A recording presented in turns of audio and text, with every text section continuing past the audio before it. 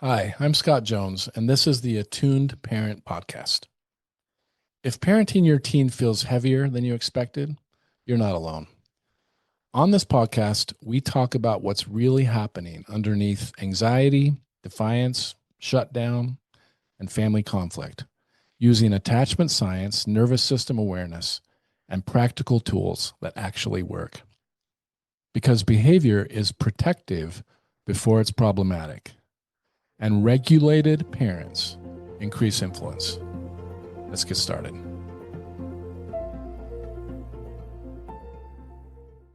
Hi, welcome to today's podcast. If you're new here, I'm really excited to have you. And if you're returning, thanks so much for listening. I'm really excited about today's topic, and I think that it is a topic anyone with a teenager living under their roof is going to relate to. So let's just get to it. I want to start today with something a parent said to me recently. She was sitting in my office. She looked exhausted, frustrated, tired. And she said, "I don't even understand my son anymore.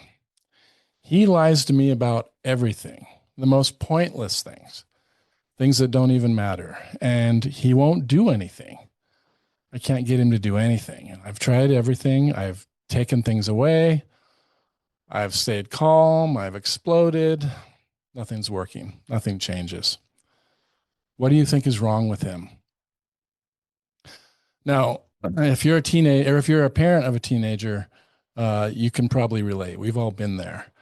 It's kind of a universally exhausting experience sometimes. And, when you're on the receiving end of that kind of behavior, it's incredibly difficult to see it as anything other than a deliberate personal attack or maybe some massive character flaw in your child. It just sometimes feels pretty intentional. But today I want to kind of flip that script. And we're going to talk about some of these baffling behaviors that our teenagers do, maybe what's underneath it, and what we can do about it. And most importantly, we're going to move away from that instinct to ask, what's wrong with this kid? And we're going to learn how to ask more potent questions, like, what is this behavior still trying to solve? And that shift from judgment to curiosity, that's kind of the crux of what we're going to talk about today. We have to understand that your teen's nervous system doesn't just spontaneously generate problems just to ruin your Tuesday. It's about generating solutions for what they're going through. But often those solutions are easy to miss as parents, and usually they cause a lot of problems. So let me introduce you to an analogy that will maybe help this make sense, something that you can hold on to when you're dealing with these bizarre, frustrating behaviors from your teen. I recently had some issues with my computer at work. My screen kept freezing up, apps were crashing. Sometimes I couldn't connect to the internet. It was just very frustrating. And I found myself at times literally just banging on my keyboard, trying to fix it and getting nowhere. But then when I had our IT guy come in and look at it, and when we looked at it more closely and looked at what was going on under the surface, we looked at the source code. We discovered that it wasn't a glitch. My computer wasn't broken. It actually was a highly sophisticated hidden firewall that I didn't know was there, that was built to keep the whole hard drive from being wiped out. So the behavior isn't the bug. It's protective software. And what I saw as a problem was actually a protective solution. Now, that solution had become problematic when it was affecting the way I could use my computer.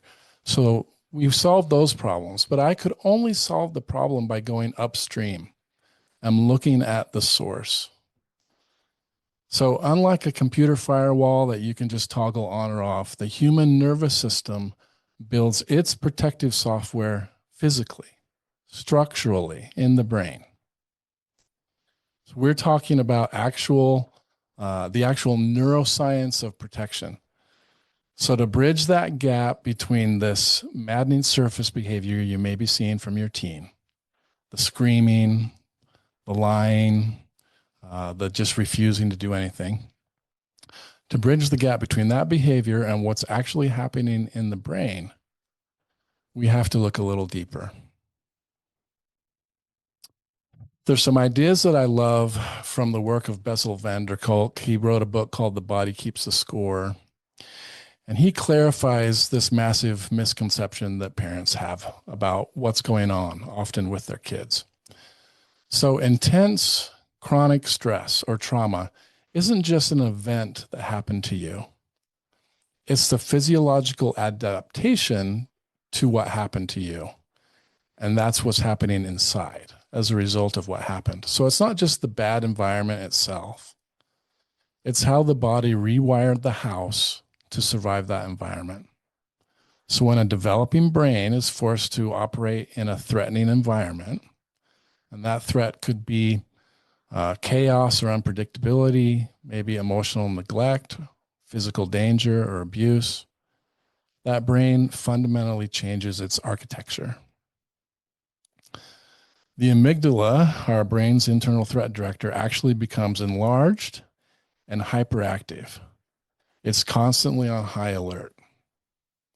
And at the same time, the neural pathways connecting to the executive functioning centers of our brain, those parts of our brain where we use logic and problem solving, those weaken.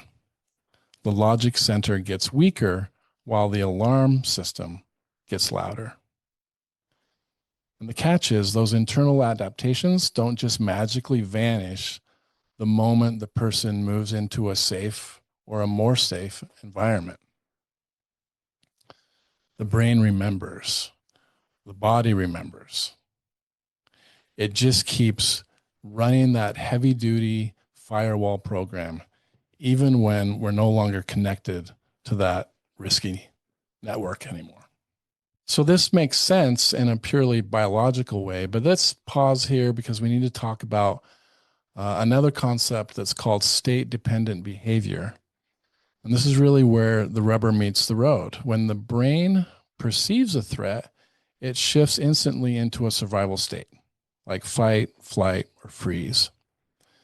And when that happens, the executive function, the logical, rational, consequence thinking part of the brain, largely goes offline because logic is too slow for survival. You don't want to be overthinking, running away when you have a tiger chasing you.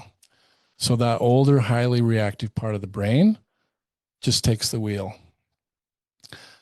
Now, if you're an exhausted parent and you're listening to this right now, you might be thinking something like, okay, Scott, are you saying that if my teenager throws a plate at the wall because I asked them to do their homework, I'm just supposed to stand there and say, oh, well, that's just their state-dependent behavior taking over? No, that's not what I'm trying to tell you. You still have a broken plate and a shattered boundary. And so you might be wondering, are we just excusing terrible behavior because of neuroscience? And the answer is no.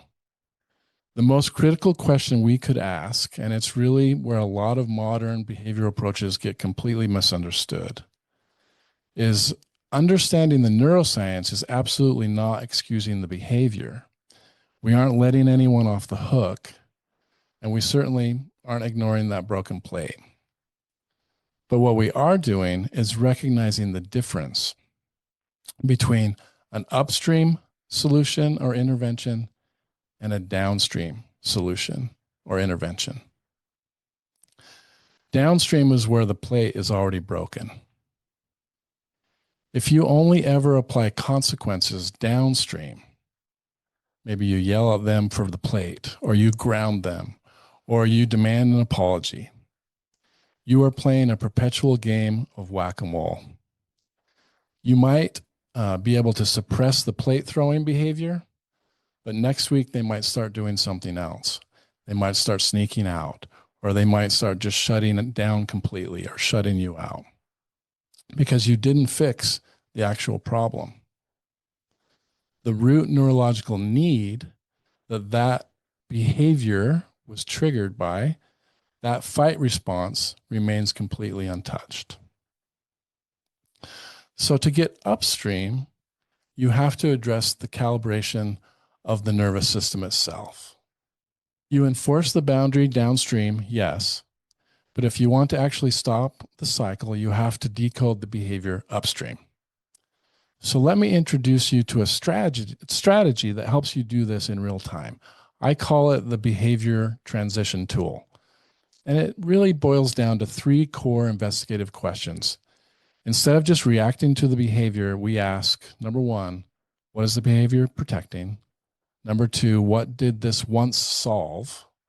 And number 3, what is the baseline need right now? So let's apply that tool to some real life world scenarios.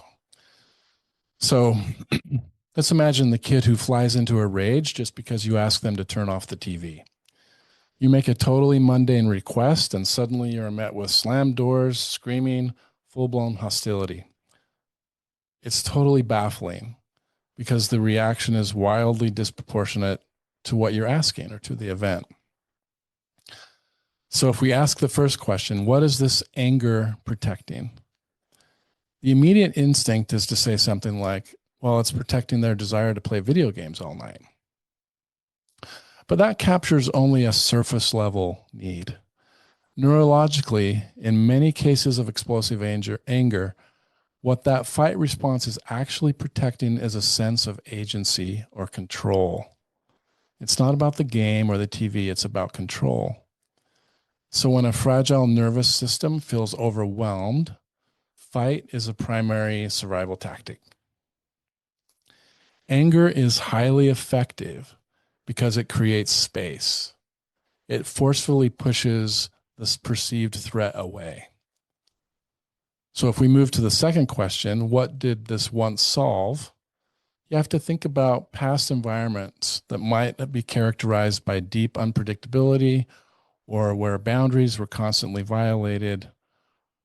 In that space, having a massive explosive reaction was probably pretty functional. It got people to back off. It got your kids' needs met, or at least created enough chaos to temporarily halt whatever was threatening them. The brain basically ran an algorithm and learned explosive anger equals safety, and it worked. That brings us to our third piece of the tool. What does this person still need that this behavior, although maybe not very effectively, but this behavior is trying to provide? Well, they need regulation.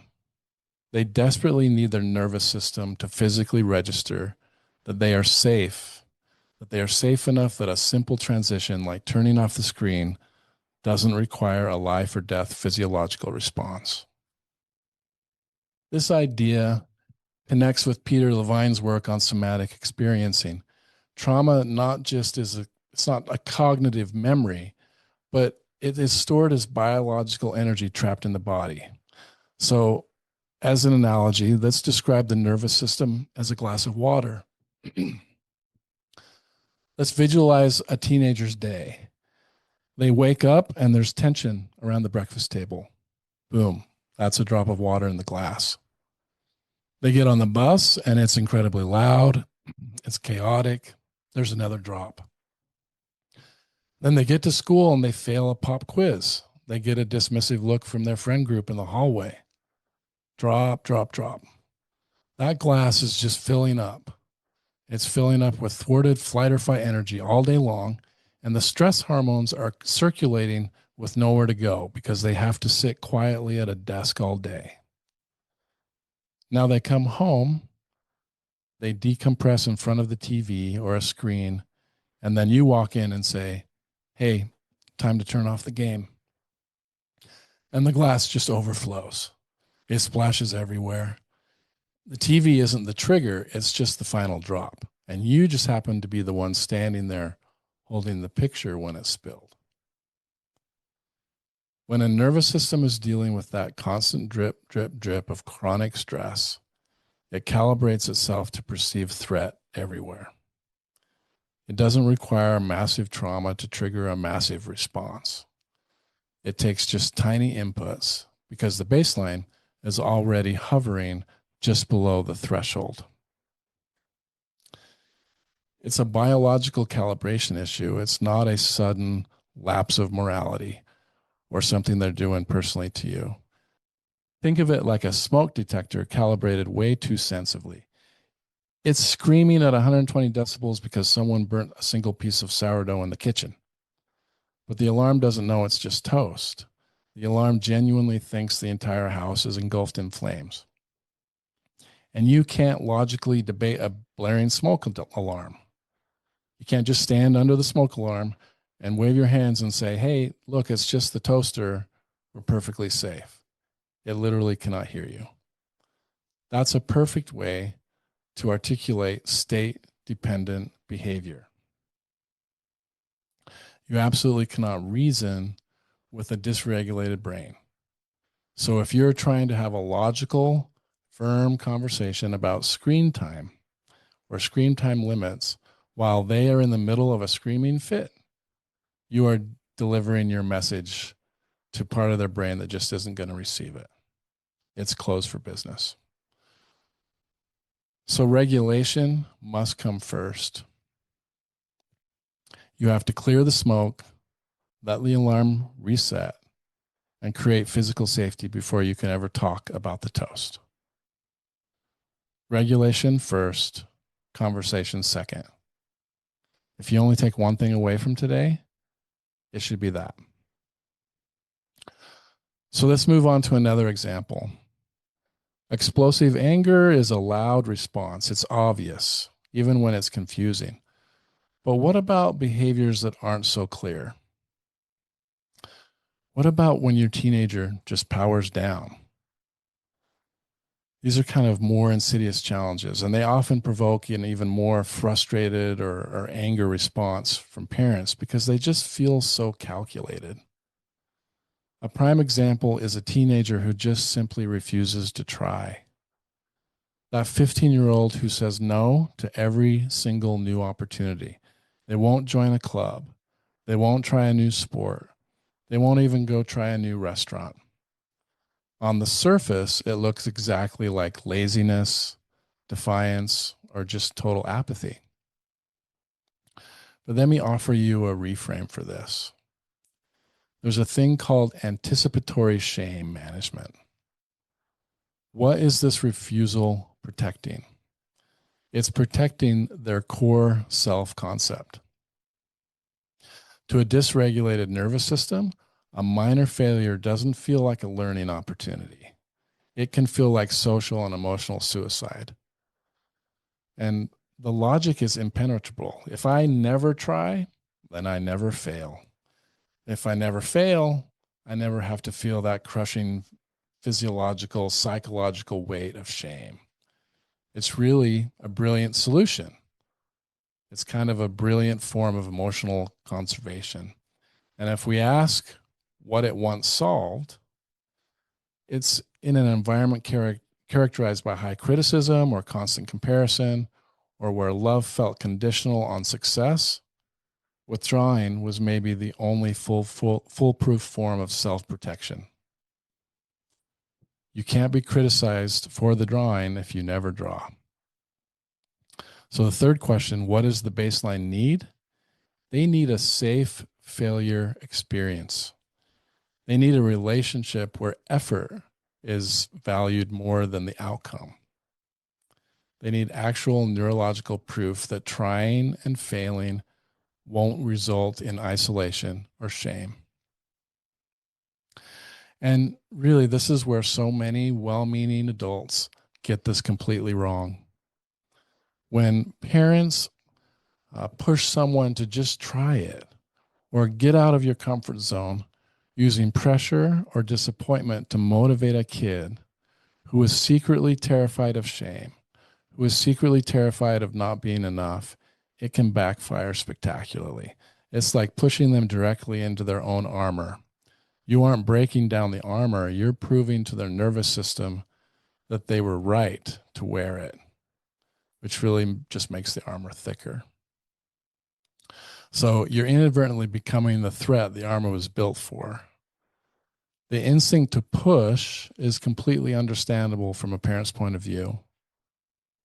You want them to experience life. You want them to have growth experiences. But the real work isn't forcing the external activity. The real work lies upstream in repairing the relationship and the environment so that effort itself feels survivable and that effort is praised. Okay, let's look at one more behavior.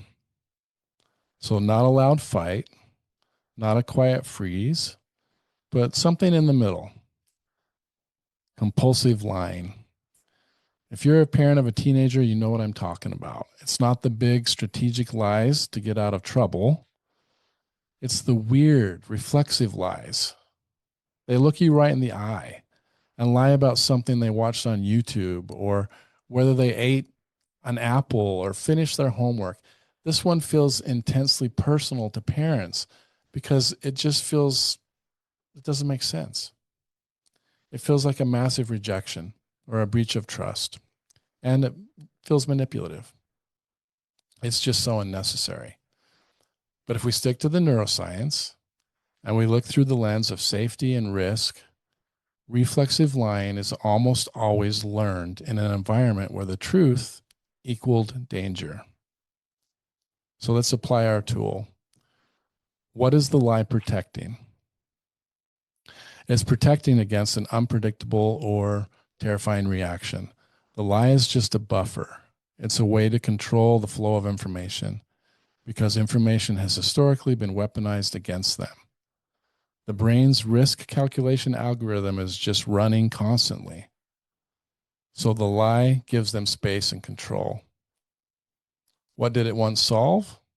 Well, it reduced immediate risk, maybe with a volatile caregiver or a cruel peer group, situations where telling the truth resulted in expulsion, where a lying kept the peace. The brain basically filed reflexive deception under its highly effective survival strategy folder. So it's a fawn response disguised as manipulation. So what's the third question? What do they still need? Well, they need a relationship that can safely hold honesty without blowing up. They need that felt physical sense that telling the truth, even a disappointing truth, won't cost them their dignity or their safety or invite more shame.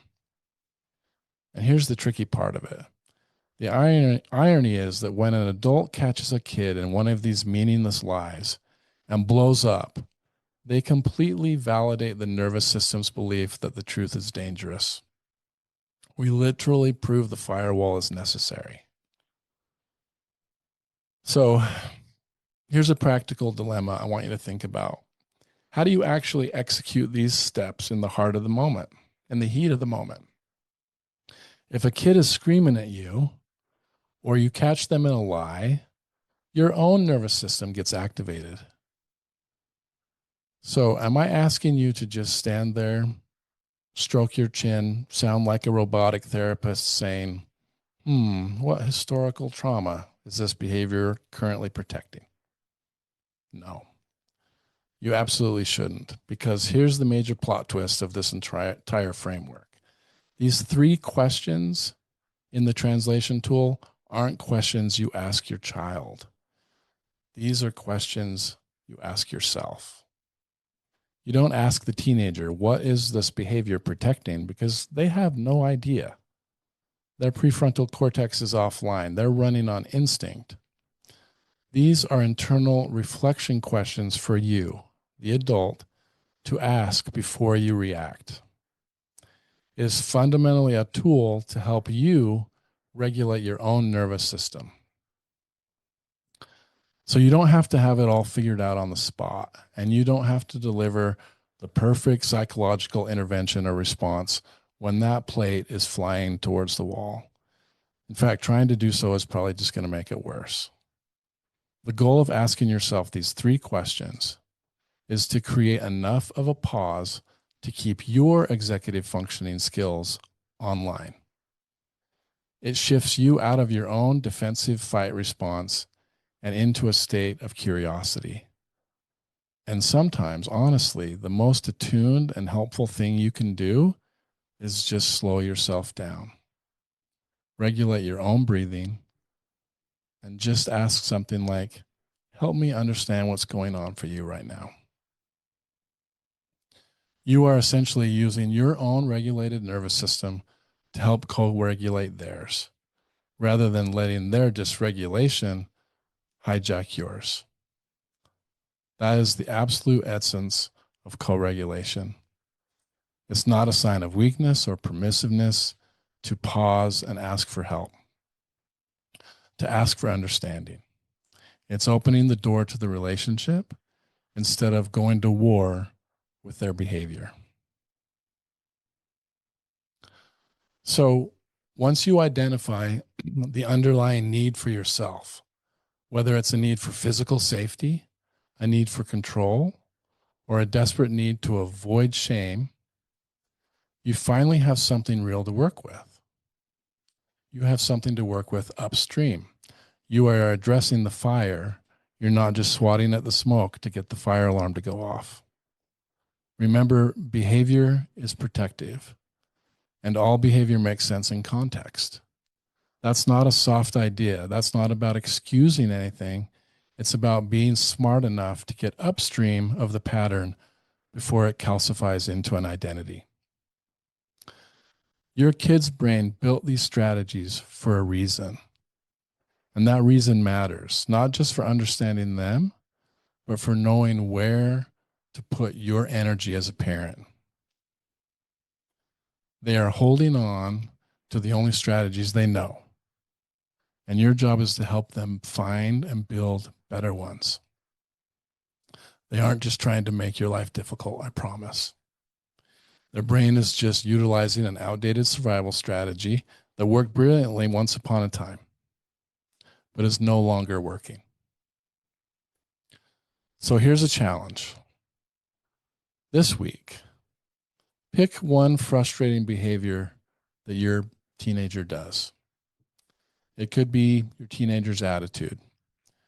It could be how they shut you down or how they like to argue. It could even be something outside of your own family, maybe a coworker's constant need to micromanage. Whatever it is, just pick one behavior in someone else that makes you crazy. One behavior that drives you up the wall, and run it through these three questions internally. What is it protecting? What did it once solve? And what does this person really need right now? You don't even have to change how you react out loud. Just let that tool shift your internal perspective and see how it changes the temperature in the room. Give it a shot, and I'd love to hear how it goes. As we wrap up today, I want you to consider one final thought. We spent this entire conversation talking about teenagers and parenting and kids acting out. It's one of the easiest lenses for us to look through. But this is fundamentally how the human brain works. How many of our own frustrating adult behaviors are actually the same thing. Think about your own internal defensiveness at work when a boss gives you feedback. Or those little white lies you may tell those people in your life, maybe your spouse or siblings, just to avoid conflict. Or your compulsive doom scrolling at 1 a.m. when you know you need to sleep. We all do it. And these aren't just character flaws. These are our own nervous system running outdated protective software from decades ago. So if all behavior makes sense in context, what historical context are you still reacting to? We are all running our own firewalls, often completely blind to the original threat. So the next time you catch yourself doing something that makes absolutely no sense, give yourself the same grace. Ask yourself those three questions. And remember, it's not a glitch. It's just a firewall that needs a software update. And you're worth it. So thanks for joining us today. If you know someone who may be struggling with these same types of issues, please introduce them to the podcast. We'd love to help as many people as we can. Until next time, Thanks for being here.